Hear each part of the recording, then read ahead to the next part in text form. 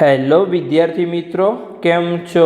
મજામાં? તો train your brain ચેનલમાં તમારું સ્વાગત છે. તો મેડિકલ એડમિશન પ્રક્રિયા 2026ની જે આપણી વિડીયો સિરીઝ ચાલે છે તેના 13મા વિડીયોમાં તમારું હાર્દિક સ્વાગત છે. તો આપણે જે પ્રથમ 10 વિડીયો બનાવ્યા હતા એમાં આપણે સંપૂર્ણ MBBSની માહિતી આપી હતી. જેમાં પ્રથમ 7 વિડીયોમાં આપણે દરેક 41 કોલેજનું કટ ઓફ અને જે બાકીના 3 વિડીયો હતા એમાં આપણે ફી અને સીટની માહિતી આપી હતી. તો એ 10 વિડીયો તમે ના જોયા તો ખાસ જોયો, તમને MBBSની દરેક કોલેજની સંપૂર્ણ માહિતી મળી જશે.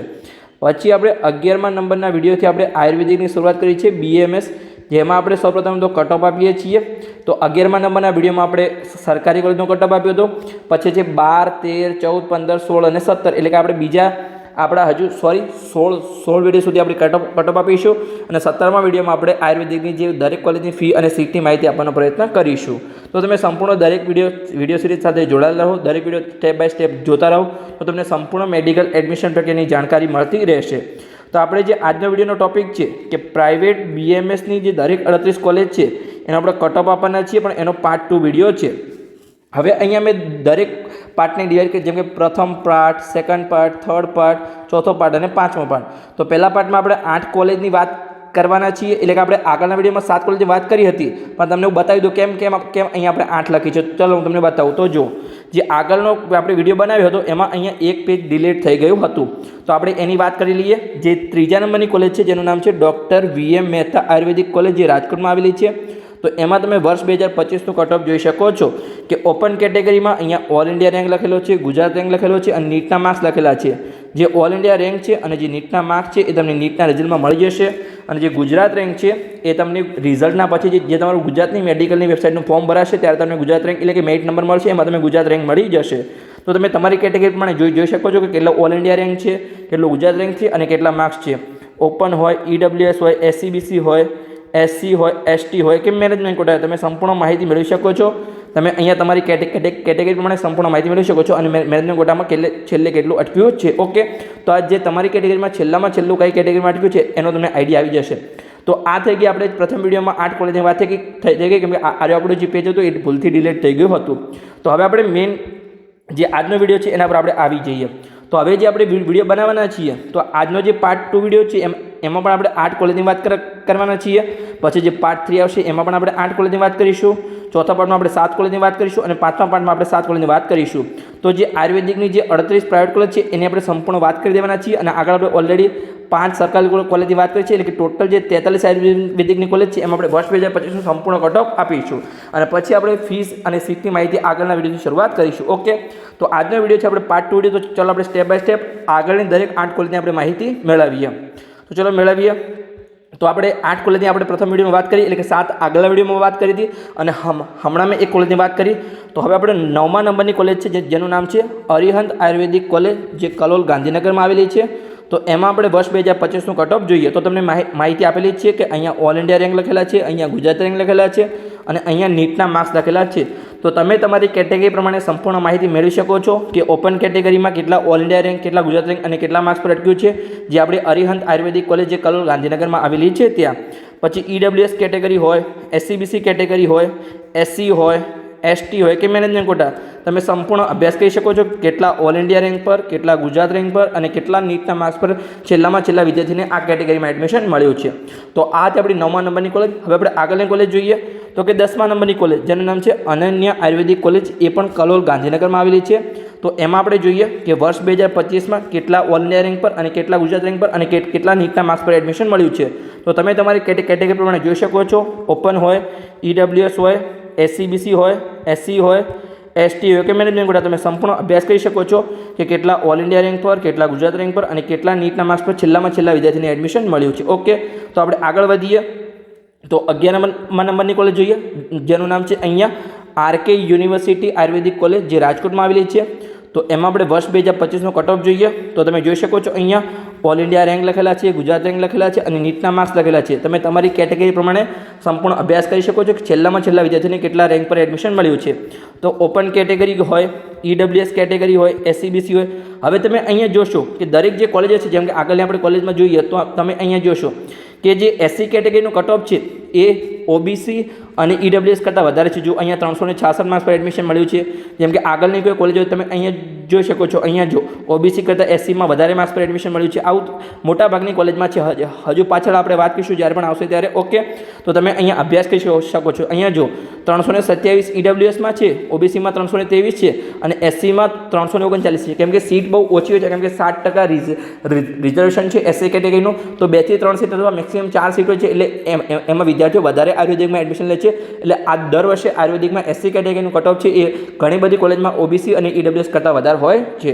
પછી આપણે આગળ તમે જોઈ શકો છો એસસી હોય, એસટી કે મેનેજમેન્ટ કોટા સંપૂર્ણ તમે અભ્યાસ કરી શકો છો. કેટલા ઓલ ઇન્ડિયા રેન્ક પર, કેટલા ગુજરાત રેન્ક પર અને કેટલા માર્ક્સ પર એડમિશન મળ્યું છે.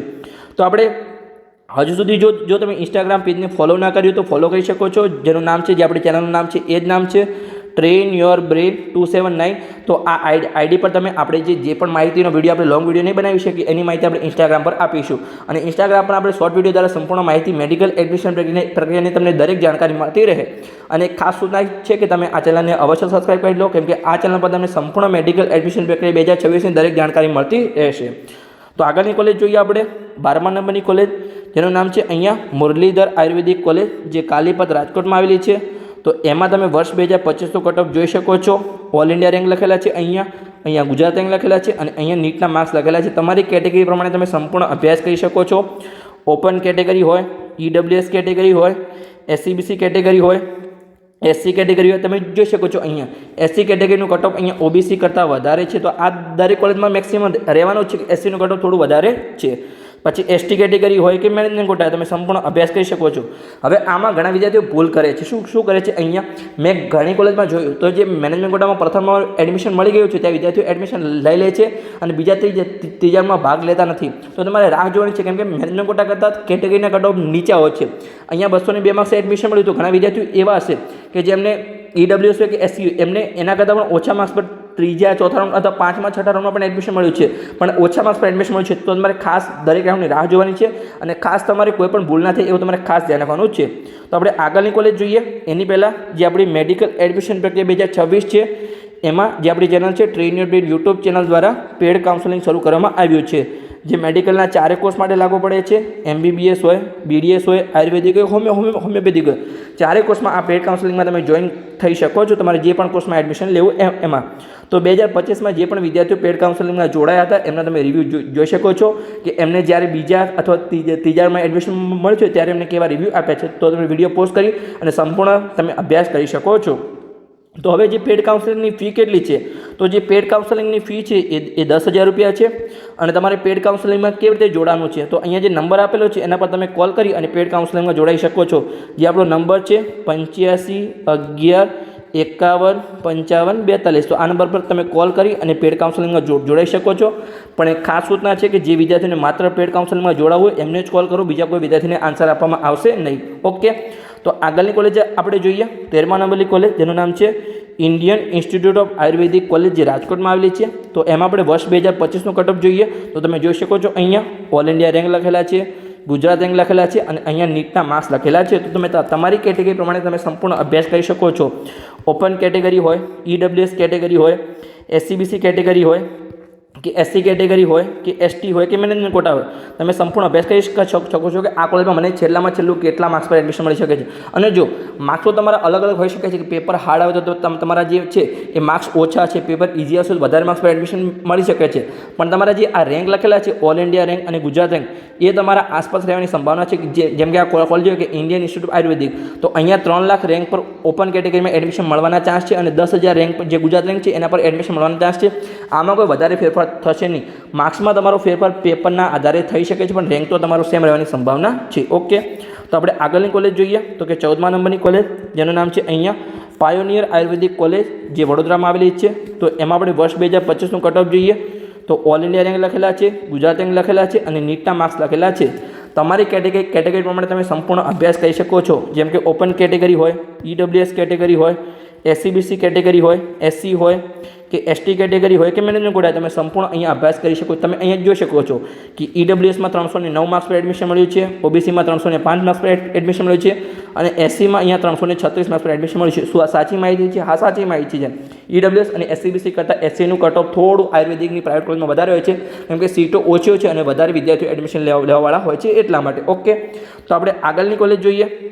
એની પહેલાં મેં આગળ વાત કરી હતી, તમે જો ઇન્સ્ટાગ્રામ પેજને ફોલો ના કરી તો ફોલો કરી શકો છો, જે આપણી આઈડીનું નામ છે ટ્રેન યોર બ્રેન 279. તો આ પેજને તમે ફોલો કરશો ત્યારે તમને સંપૂર્ણ માહિતી મળતી રહેશે અને પેજ તમને બહુ ઉપયોગી થશે. તો આપણે આગળની કોલેજ જોઈએ તો કે 15મા નંબરની કોલેજ જેનું નામ છે મોનાર્ક આયુર્વેદિક કોલેજ, જે અમદાવાદમાં આવેલી છે. તો એમાં આપણે વર્ષ 2025નું કટઓફ જોઈએ તો ઓલ ઇન્ડિયા રેન્ક લખેલા છે, ગુજરાત રેન્ક લખેલા છે અને નીટના માર્ક્સ લખેલા છે. તો તમે તમારી કેટેગરી પ્રમાણે સંપૂર્ણ અભ્યાસ કરી શકો છો. ઓપન કેટેગરી હોય, ઈડબ્લ્યુએસ કેટેગરી હોય, એસસીબીસી કેટેગરી હોય કે એસસી કેટેગરી હોય કે અહીંયા એસટી કેટેગરી હોય, તમે સંપૂર્ણ અભ્યાસ કરી શકો છો. અને ખાસ તમે મેનેજમેન્ટ કોટાનું પણ જોઈ લેજો કે કેટલા માર્ક્સ પર અને કેટલા રેન્ક પર મેનેજમેન્ટ કોટામાં એડમિશન મળે છે. ઓકે, તો આ તો આપણી જે 15મા નંબરની કોલેજ હતી મોનાર્ક આયુર્વેદિક કોલેજ અમદાવાદમાં આવેલી છે એના માટે. હવે આપણે 16મા નંબરની કોલેજ જોઈએ. તો જે 16મા નંબરની કોલેજ છે એનું નામ છે નૂતન આયુર્વેદિક કોલેજ, જે વિસનગર મહેસાણામાં આવેલી છે. તો એમાં આપણે વર્ષ 2025નું કટઓફ જોઈએ. તો ચાલો આપણે સંપૂર્ણ અભ્યાસ કરીએ. તો અહીંયા ઓલ ઇન્ડિયા રેન્ક લખેલા છે, અહીંયા ગુજરાત રેન્ક લખેલા છે અને અહીંયા નીટના માર્ક્સ લખેલા છે. તો તમે તમારી કેટેગરી પ્રમાણે સંપૂર્ણ અભ્યાસ કરી શકો છો. ઓપન કેટેગરી હોય, ઈડબ્લ્યુએસ કેટેગરી હોય, એસસીબીસી ઓબીસી કેટેગરી હોય, એસસી કેટેગરી હોય, પછી અહીંયા એસટી કેટેગરી હોય કે મેનેજમેન્ટ કોટા, તમે સંપૂર્ણ અભ્યાસ કરી શકો છો.